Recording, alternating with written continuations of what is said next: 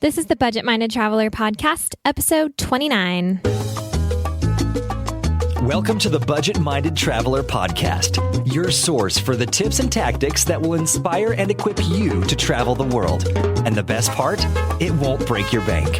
And now, the Budget Minded Traveler herself and your host, Jackie IRL. We're so grateful to Osprey Packs for partnering with us and supporting the podcast, so please stay tuned for more about them later on. I have an opportunity for you to join me in real life for some real travel. Here's the latest Jump Adventures update. We are going to Greece for a bike and boat island hopping adventure this May 9th to 16th, 2025, and we still have space left. Check out jumpadventures.com to learn more and book now. We're going to have a yacht all to ourselves with ensuite cabins on board, so you get to sleep in the same bed every night as we start in Athens and make our way west toward the island of Corfu. You'll have your own bike for the week, e-bike if you want one, for cycling the islands as we go, in between meals crafted by our private chef on board, and all the relaxing you want to do on the top deck under the Mediterranean sun. These bike and boat adventures are our most carefree and relaxed trips. All you have to do is say yes and show up, and there's still space. Head over to jumpadventures.com to grab your spot now, and we'll see you there. Hey guys, welcome to episode 29 of the Budget Minded Traveler Podcast. Hope you're doing well today, wherever you are. Thanks so much for tuning in.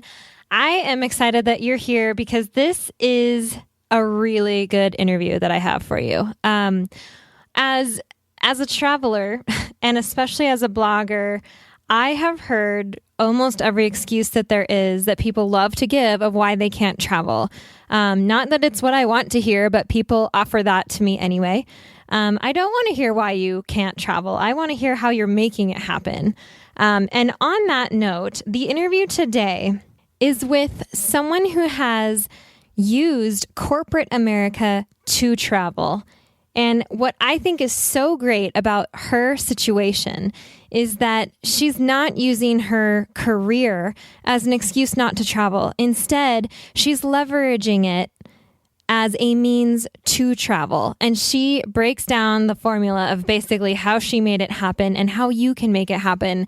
And I don't want to make you wait anymore for this interview, so we'll go ahead and get right into it. Okay, I've got Julie Smith on the line live from London, right, Julie? Yep, London. How are you doing today? I'm good. It's actually nighttime here and daytime there. So, that's right. Yep. We've got a bit of a time difference here. Yeah. It's a balmy 7 degrees outside in Montana right now. What do you guys have over there? Okay. Here it's about in the mid 50s and raining. Okay. And dark. So well, it kind of sounds like London, but at least it's warm. Yeah. So you are here because you actually contacted me and said, hey, I'm an expat living in London. And I said, hey, we need to chat because this is the type of thing that's like, well, how did you get there? What's your story? I mean, I know you're an American. You have an American husband, right? Yeah. And a dog, which is obviously He's important. American. Yeah. American too. So what is your story? Like, what is your background and what are you doing in London right now? Okay, so I am, unlike some of your other guests, I guess, I'm a kind of typical American corporate employee. Mm-hmm. I've been working in marketing research for years, and I was asked to come to London for work, so specifically for a work assignment, and that's what being an expat actually means. And previous to this, I was living in New York City, but as we like to say, very few people are actually from New York City. I'm from Indiana. My husband's from Maine. We were in Maine before New York, and then we came to New York, and now we're in London. So this is all work-related travel. Mm-hmm. But about a year and a half ago, we were asked to take this assignment, and we are here for probably 2 to 3 years, depending on how things go. And then hopefully we'll go other places after this before coming home. Yeah, hopefully you can get a bit of traveling in first. I bet you've already done a lot of it though, right? Oh my God, so many. I just counted actually this year alone, 2014, we've been to 12 new countries in Europe. That's awesome. Good for you so guys. Easy. It's just so easy from here, you know? Yeah. if you're in Western Europe, especially almost anywhere, it's like a springboard. You can just choose anywhere and just go for a weekend even. And it's totally worth it. A weekend. Yeah. I mean, we were in Dublin a couple weeks ago, and it's a 45-minute flight. So it's like when living in New York, it's like flying to Boston, I guess. Right. It's just like so close. And I keep talking about the distance difference with the U.S. and Europe, and I think my parents are sick of hearing about it, just how close everything is. Yeah. And, but that's like definitely the number one benefit of living here. Definitely. No, I recommend, the best way to experience Europe is to have a home base where you can live and experience, one of the cultures, and then go from there and just bounce around, see as many places as you can, because it's so easy once you're there. Yeah, it's so easy. And, London's easy. Right. Yeah, a big hub. Yeah. Did you travel much before this trip? Yeah. Well, okay. Not as much as I guess you probably. I had been to Europe on vacation maybe 5 or 6 times. My husband and I had also taken one 6-week trip to Southeast Asia a few years ago, and we had both taken leaves of absence from work. Nice. But so coming to London wasn't totally off the mark. It wasn't as scary. We have now lots of other expat friends who come from all kinds of different backgrounds. And so coming to London specifically, if you're going to make a kind of international move like that, is relatively simple because of the language. Right. Just period, because of the language. But also coming from New York to London was not that big of a deal because of the size of the city. So all in all, it was the easiest move we could have made. But we did have, as I said, like really the reason I took the assignment was to travel.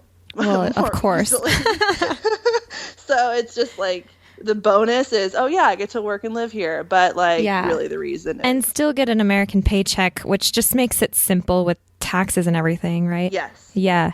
So I definitely want to dive into that. But you just said something that kind of piqued my interest. When you took your 6-week trip to Asia and you guys both took leaves of absences.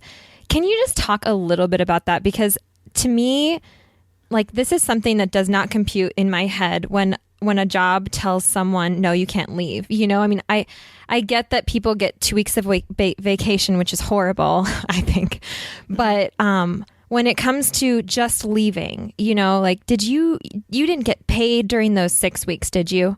No. So yeah. Okay. And actually, this is something that is really accessible to most people, but I think very few people would take advantage of it.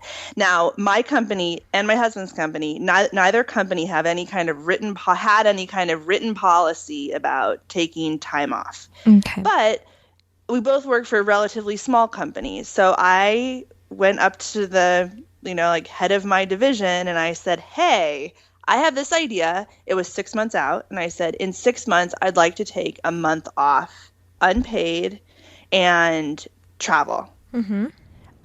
You're welcome to think about it, but just so you know, it's something that I really want to do, and tell me what you think. Yeah. And that was it. And I don't know, an hour later, he came over and he said, yeah, I think it's a great idea. It was 6 months in advance. So it's hard to, and I'd been there for a few years. I knew everyone. It was it was a friendly atmosphere, but it was not like, this is normal or anything like that. Right. Okay. See, that makes sense to me. And I love that you took the initiative to just do it and say, hey, and do it in a respectful way, think about it. This is what I would like to do. You're giving him tons of notice. And you made it happen in the end. And so did your husband. And I think that option is just missed by a lot of people. They don't understand that they can leave, and obviously you're not getting paid. So that's a sacrifice. You're going to have to plan around that. Yeah. But still, it's an option. I love that you did that. Yeah. And actually, once we did it, we were shocked how easy it was. I didn't think that anyone would say yes. I didn't expect it to happen so easily, but it's amazing when you just ask for something and kind of what you can get, Yeah, and because you and your husband both were approved leaves of absences, right? Yeah, within like a day. That's amazing. And we said, awesome. "Oh my gosh, I guess we're going to do this thing." That's how it worked. Yeah. Well, cool. Yeah. Okay, so then, are you still with the same company? No. Okay, so different. I actually moved companies. So my husband and I were living in Maine at the time, in Portland. And I had this aspiration that someday I wanted to live abroad. But my company was pretty small. It was locally based. It was decent for Portland, but not an international conglomerate, so to speak, that has offices all over the place. And I said to myself, listen, if I want to ever live abroad and have someone else pay for it, I need to position myself to be in a company where that's even possible. Now, fortunately, most major companies in the U.S. are of that size. So if you work for any kind of large company, it's likely there's already an international presence. Or if you work for a smaller company that has international aspirations, that might also be a good fit. But I moved companies kind of with this in the back of my head, that eventually I was hoping the stars would align, I guess, and that something would happen. Right. So if there were a formula for this would probably be step one.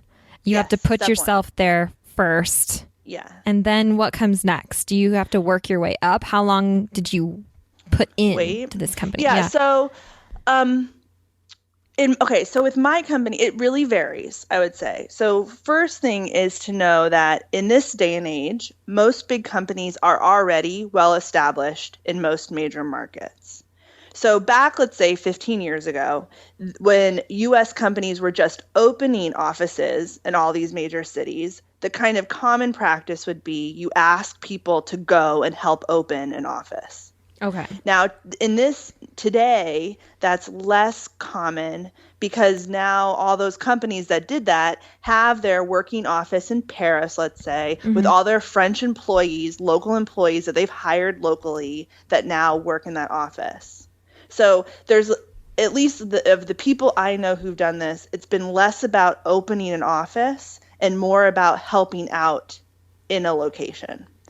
So in my case, in my company, the opportunities of being an expat, like a sponsored expat, and we can talk about what that means, is, I would say, maybe not like first job, like people right out of school, but I don't know, a few years maybe, that kind of level of experience where, it really depends on the market. Like I know currently my company's Shanghai office needs someone at a certain level, and it's several levels below where I am. So it's not like, it's necessarily a seniority thing. It's really like, this office is really busy right now and we don't have enough people. Can someone come over and do a short-term assignment in Shanghai for 4 months? Gosh, I love it.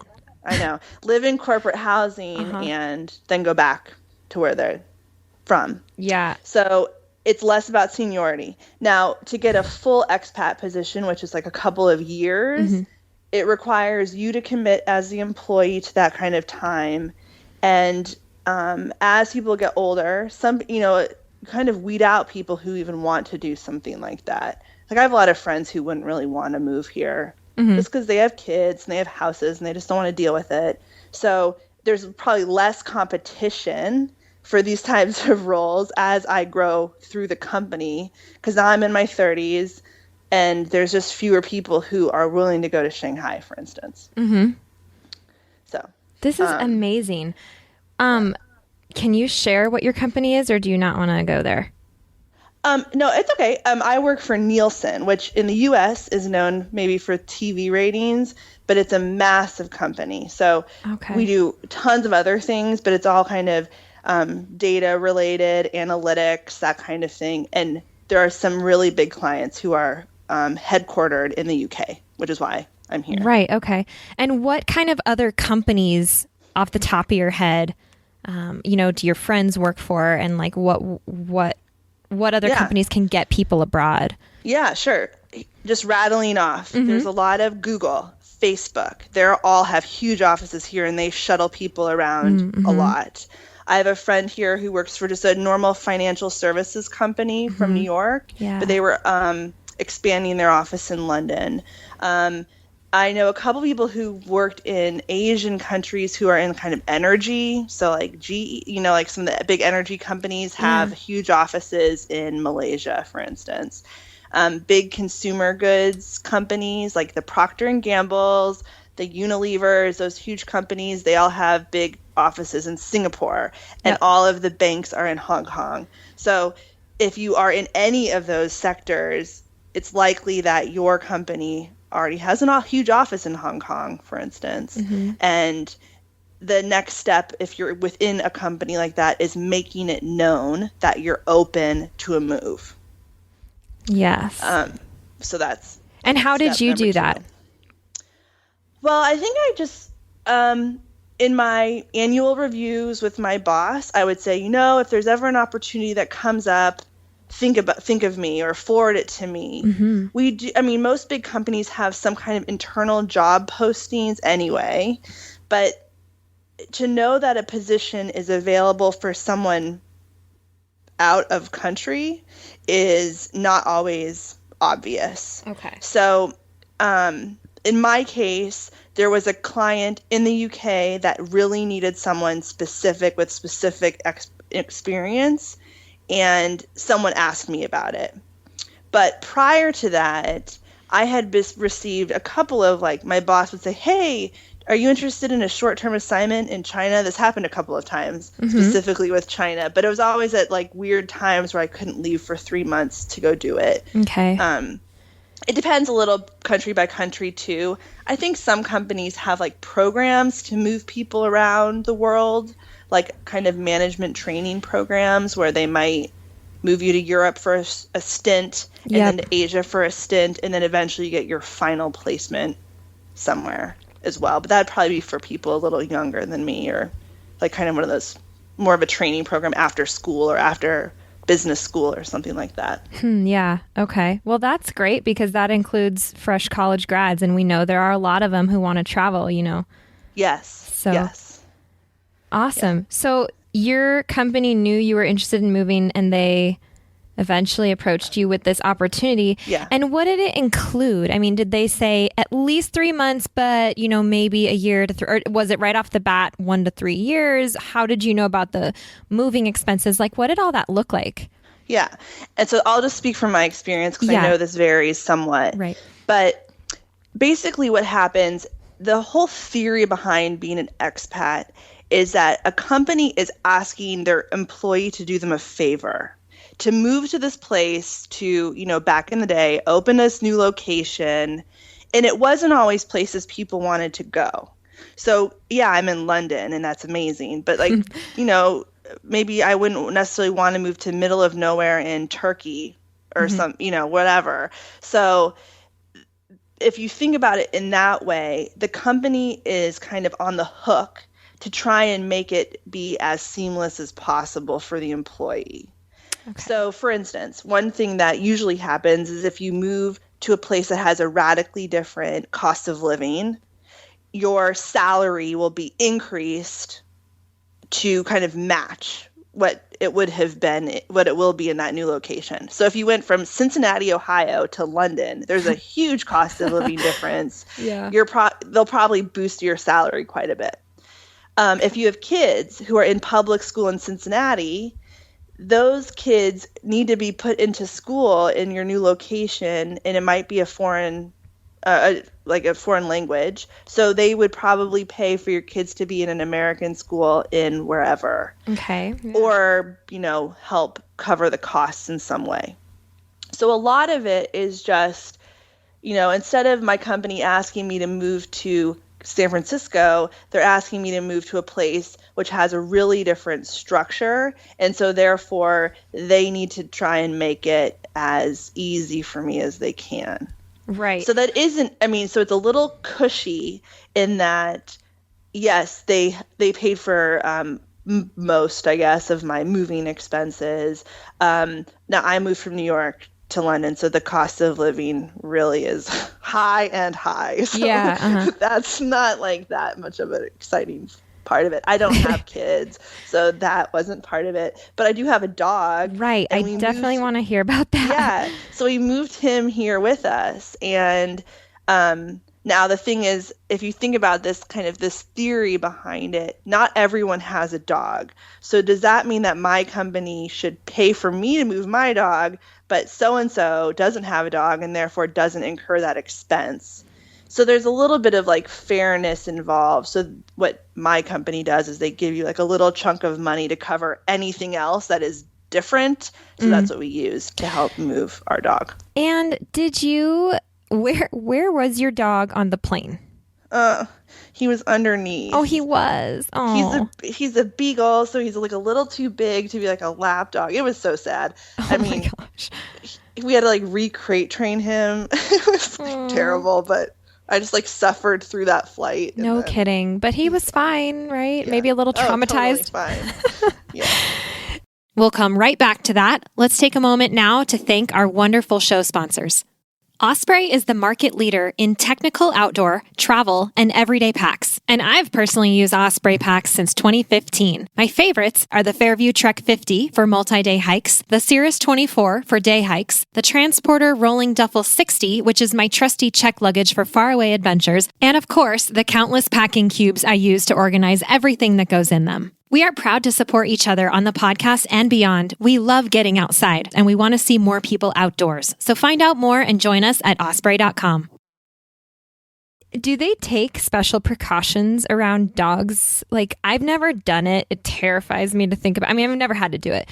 But it terrifies me to think about putting my dog underneath on the plane. But do they do anything for them?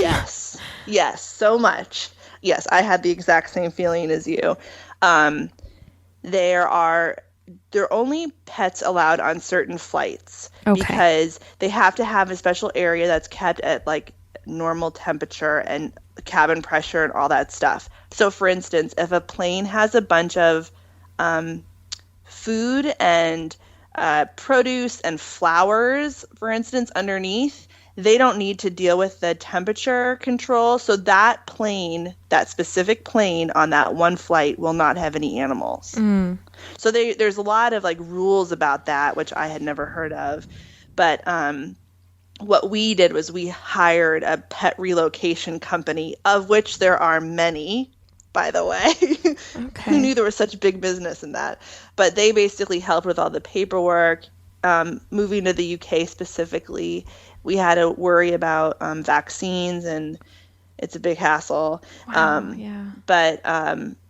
because, and I didn't answer this part of your question, because we're here for a few years, I mean, I was, of course, going to move him. Of course, yeah. If there had been any kind of quarantine, which they used to have in the UK, it was ended after 2012. I might not have moved him because I wouldn't have wanted him to be in quarantine for 6 months, which is what it was. Oh my gosh. Wow. I know. As it is now, you just pick him up at the airport. And that's it. So it's really easy in that way. Australia still has a quarantine, and some countries do. Well, that's a big subject for me just because it is really hard to be a traveler and have a dog. It's like the hardest thing about the whole thing. So that was an important one for us. Sorry if you don't have dogs. No. Apply it to your kids or something. But okay, awesome. So back to the position, because you said you were there for a few years. So they presented you with, sorry, we're not going to bump your salary because the cost of living is the same, but here's your contract for 3 years kind of thing. We'll help you with your dog. We'll take care of your moving expenses. Yeah. That's awesome.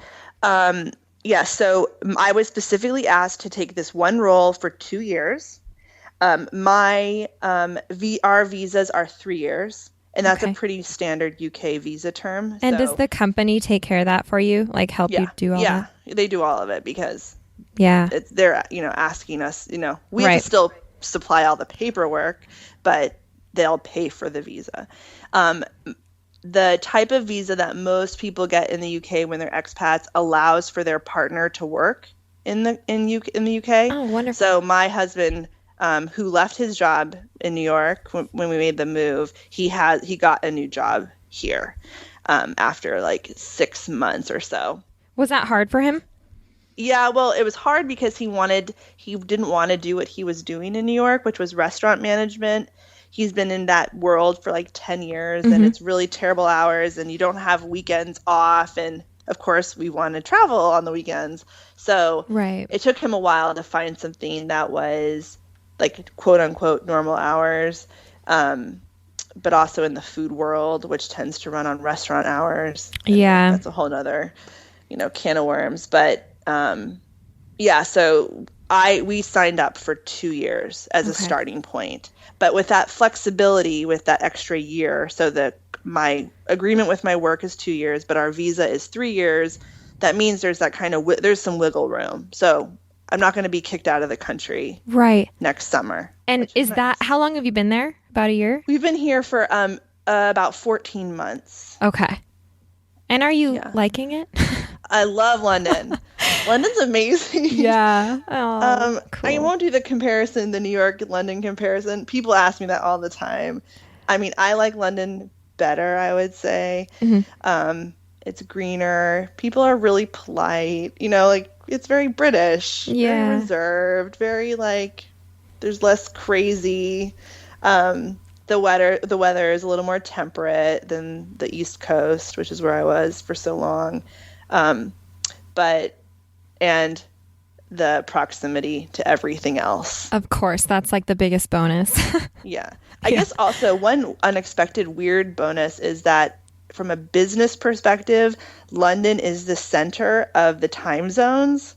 So we're 5 hours ahead of New York, but we're also we're behind China. So I think this part of Europe is really the only part of the world where in the morning I am online the same time China is, but by the end of the day San Francisco is working. So if you have some kind of global job, being in Europe is much easier than being in New York because of the time zone, which I know is a total side note and barely anyone cares about that, but it is an interesting.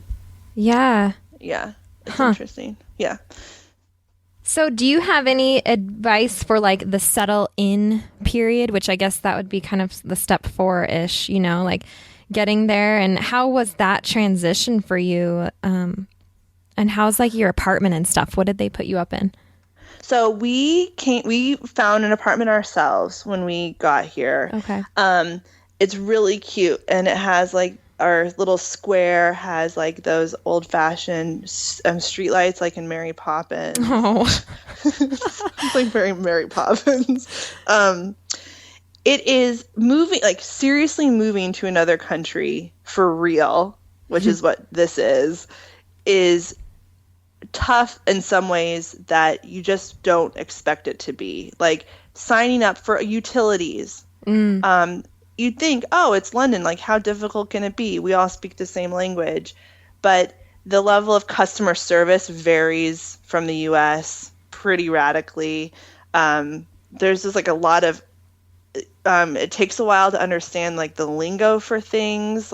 You ask for something and they're like, what are you talking about? And you're like, how are we, I thought we were all, the same, but we're not. So the first 2 months, it just felt like we were moving to a new country, which we were. But I think because of where we were moving, we didn't expect it to be moving to a new country. Okay. It took me a while to feel like I wasn't going to get hit by a car going on the other side of the road. But now, frankly, when I go home, I almost get hit by a car. Looking the opposite way. Yeah. Yeah. The most confusing for me is when I was in London and you get to the street where it actually says, look left or something. Yeah, and you're like, wait a second. What am I supposed to, because look left, isn't that normal for us in the States? And so when you see it written, you're like, wait a sec, what's going on? Where am I again? And usually it's because it's just a bus lane or something. But man, that threw me. And the roundabouts. There's so many. Yeah. They don't have stoplights here, really. I mean, I love roundabouts, but when you have to go the wrong way, it's so confusing. It's crazy. So do you guys have a car there? No. Okay, yeah.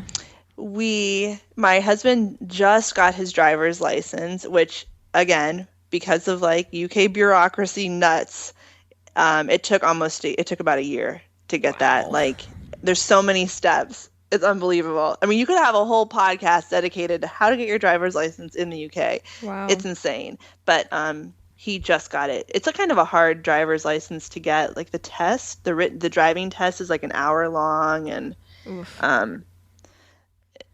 much harder than the 15 minutes I remember when I was 16.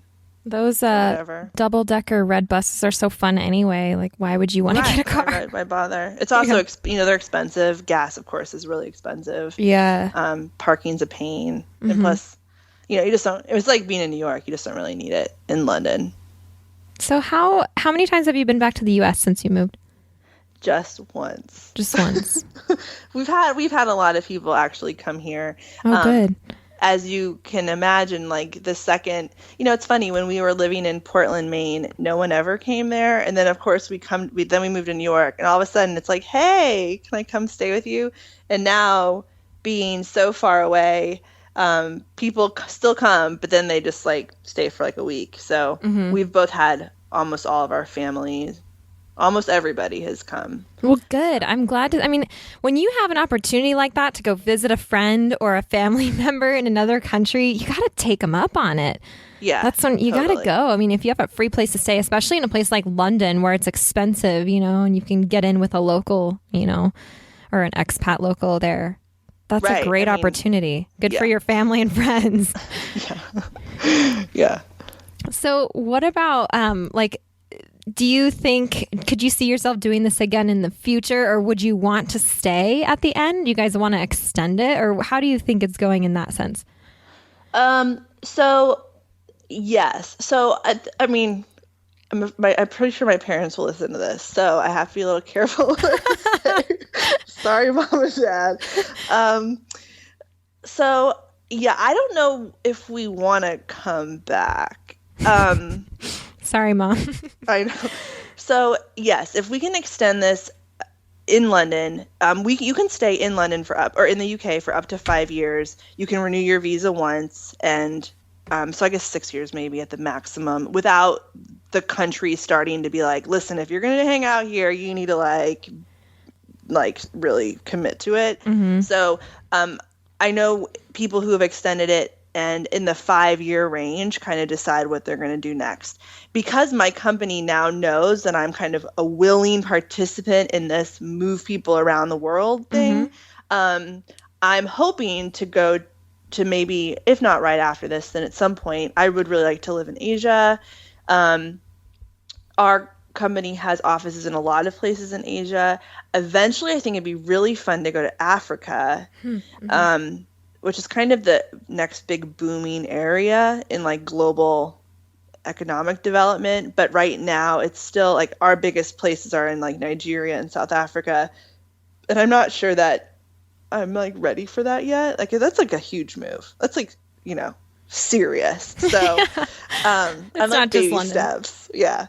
So I would love to kind of continue this. It's like the most amazing way of life, frankly. And it's like, it's so easy in a way that a lot of other ways of doing this are just more, kind of tough in a different way. Right, because you're not giving up your job. You're not actually giving up your salary. You're not giving up your insurance. Like, you're still being taken care of. Some of these big things that people worry about. Ooh, what about your place in the States? Were you just renting, or did you own? We were. So we were just renting. So we were able to just give it up without any issue. But also, if you own your place, you don't have to give it up. Depending on your company and like what their agreement is with you, they will pay sometimes for a property management company to rent out and manage your house, so that someone else can rent it, and you don't even have to deal with the day-to-day that's nice issue of it, which is nice. And you can collect on that rent too. Yeah. So especially if you rent it over your mortgage, then like you just pocket the rest, I assume. So that's really, some people do that. A lot of the people I know here either sold their place to move here just to like have one less thing to worry about. Plus, they were saying, well, we don't want to have to feel like we have to move back to the same place. And if it's just sitting there, you know, it might be tempting to go back to wherever I was living before. But yeah, we don't have a house just sitting there, but some people do. And I know a lot of people who've done that, and it's definitely possible. And your company should help you manage that too. Right. And that does make sense. Right. Because they're asking you to leave it there. Yeah. So you guys are just like nomads now. You just, well, we're here for now. We can go there next maybe. And yeah. I guess I like that you don't have something at home, because what you said about being tempting to go back, you know, why not just keep going? Just go to the next place. And it's just like a continuing adventure. Yeah, I hope so. I mean, I really hope that it all works out so like nicely, you know, but yeah, I mean, it's really even, and I think it's just like such an interesting thing. I mean, you lived in Costa Rica for a long time and Italy, right? Like, so I think when you live somewhere, it's just such an interesting thing to like get out of your own head about living in the US. Like, okay, in my business, we care a lot about big retailers. So we, you know, in the US, we talked about Walmart all the time. And I come here and people are like, they know what Walmart is, but they just don't care. Yeah. I'm like, how can you not care what Walmart is doing? And they're like, what? You know, it's just like, oh, right. So like my US business experience like isn't the center of the world like I thought it was. Right. And that can be translated to a lot of things. Yes. A lot of things. Yeah. And I think that's a really it's invaluable to have that perspective of not being the center, which it's hard to even explain until you've experienced it. Right. Yep. It's just such an automatic way to grow up in the States to think, oh yeah, I mean, we are the center of the world, right? I mean, everything around you is telling you you are. And so like until you know, that's also such a deep conversation, but it's really true. No, you're right on both parts. It is really deep, but I do think that it's part of like the self-discovery that comes with travel. You know, I mean, I definitely remember that part when I moved to Costa Rica and I was 18. And I mean, I didn't even really know what the U.S. culture was until I was able to see it from the outside with borders. You know, like I saw where it stopped and then I was like, oh, that's U.S. You know, that's culture. That's us. That's home. And this is here. And a lot of people don't care about that, you know, but yeah, that's part of the educational, I think, and discovery, the personal growth part of travel. So yeah, definitely deep, but also it can't be avoided when you move overseas. So it's just something that you can look forward to learning yourself. Yeah. And I think that, you know, I have always had this kind of dream to live like nomadically, like, and I just assumed it'd be this, you know, the way that a lot of people talk about it, where you quit your job, you sell all your things, and you take it off and you make it go last as long as possible. And that is something like that is so appealing to me. And this way of living, it's not quite that. Like I still have a job, you know, I still have to like be somewhere on Monday, but there is I didn't realize that it could feel in that kind of similar way. As in my mind, I have that fantasy of like full-time travel. Like this is like the next best thing. Plus, you know, you still like have all your benefits. Right. So, you know, it's kind of it's an option I think it's an option for people who don't necessarily, who maybe have that same dream that I have. Like it is an option without having to do that. I love that because, I mean, corporate America is not where I am, but I think so many people, like especially people who listen to this podcast, like that is where they are, you know, or that's where they aspire to be. And that's okay. I mean, that's great. You know, I mean, building your career is really important and whatever. But it's showing an option. I mean, I think there are a lot of people who get into this rut like, well, that can't ever be me because I have this job, you know, and more it's on the rise that people are A, quitting their jobs, but B, like this, like you were just saying, these offices all over the world, they've been established now. Like now is the time for this, you know, for these people in corporate America to take these opportunities and go abroad. And so I love that this conversation is hopefully, getting into people's brains like, oh, this could be me. I could do this because if my company offers this, great. And if not, well, what company does? Where can I look where I can move up and, maybe move abroad after a year or two? How long were you at the company before you went overseas? Not 2.5 years. I mean, that's not very much at all. No. It doesn't take a lifetime to get to this point. Like you said, It's not about seniority. It's about, I guess, just what you do, what you're doing in the company. Right. So right. And it's almost like, I remember when I was interviewing for places, I would ask specifically, like, I think it's a really common question in any job interview to say, what's a typical career path? But if you ask specifically, do you have opportunities, or is it something that happens that people move abroad within this role or within this division or within this company? Mm-hmm. I mean, and if it's really important to you, like, you can ask that question, and, it's not like it's a secret. So even if it's not like explicitly written on a website, that doesn't mean that it doesn't happen all the time. It's just something that, they don't even need to mention because, oh yeah, we do that. We have 300 people who are in different countries right now. Right. Yeah. What an awesome opportunity. Yeah. Definitely do it. Yeah. What motivating advice would you give to people considering this? So I guess I would say it's about being intentional in hopefully in a way that most people already are with their careers, but thinking like that 2 steps ahead. If you know it's something that you want to do eventually, put yourself in the position where it can happen.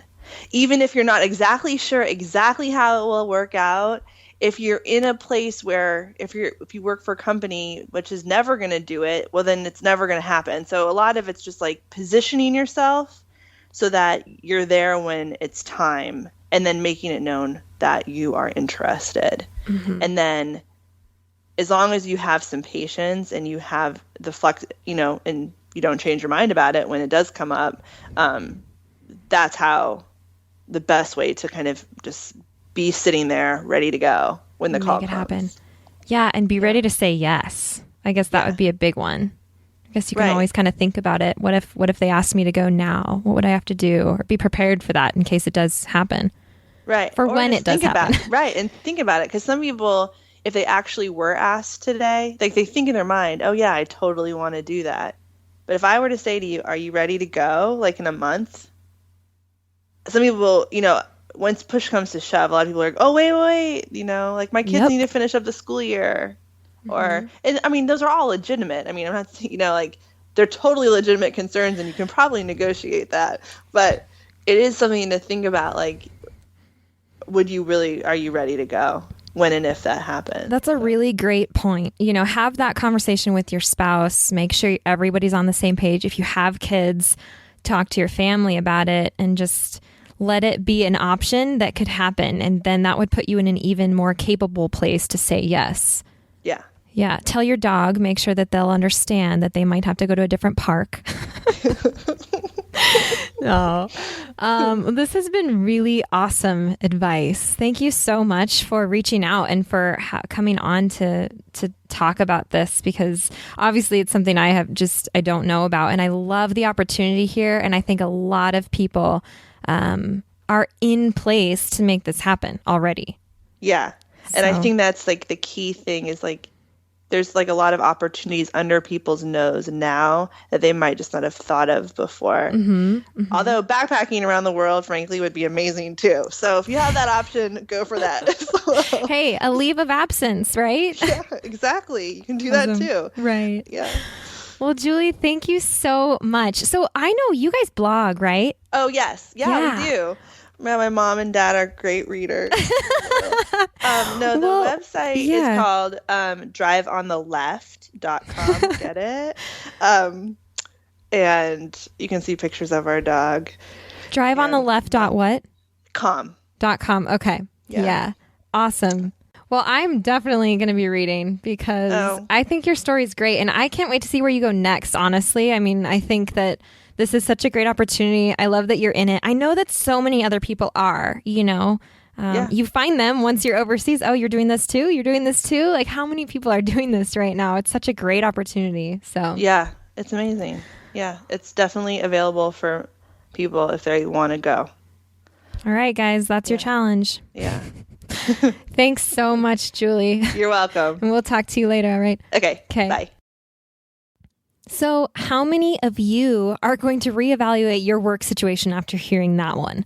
Because I think it was super inspiring. She gave you the steps, some things to start with. And I think that you guys can do it if this is your situation. If this is for you and you hear it, calling your name, then do something about it. And then let us know how it goes, because I'd love to hear about your successes. And going back to what I said at the beginning, you guys, I want to hear about how you're making it happen. Just like Julie reached out and contacted me, and listen to her story. Like, she has something inspiring to share with all of us. And so if that's you, if you have a great story, don't be afraid to contact me. Please let me know, because if it's something that could benefit other people and help them, to make travel happen, then I want to hear it. And so do they. And so please be bold. Send me an email. Let me know what you're doing. And, changing gears here a little bit, I have a special episode coming up for next week. It's actually the 30th episode, which is special for a couple of reasons, and you're going to find out why next week, so you don't want to miss that one. And lastly, if you have not taken a moment to give this show a review on iTunes yet, I would be super appreciative if you would take a minute and do that. You can just do it through your iTunes app, either on your phone or on your computer. If you need help with that, then you can find instructions that I've made for you at thebudgetmindedtraveler.com/podcast. And you can go straight to iTunes through thebudgetmindedtraveler.com/iTunes. So please leave me a review if you like what you hear, if you're feeling inspired. This will keep the show going and keep me motivated to keep creating awesome content for you guys. So thank you so much in advance if you do decide to leave me a review. And one more thing, you can find the show notes for this episode at thebudgetmindedtraveler.com/29. I'll have the link there to Julie's blog, a little bit more about her and her husband, and a little recap of everything that we went through today. So don't miss out on that. And I'll see you guys for special episode number 30 next week.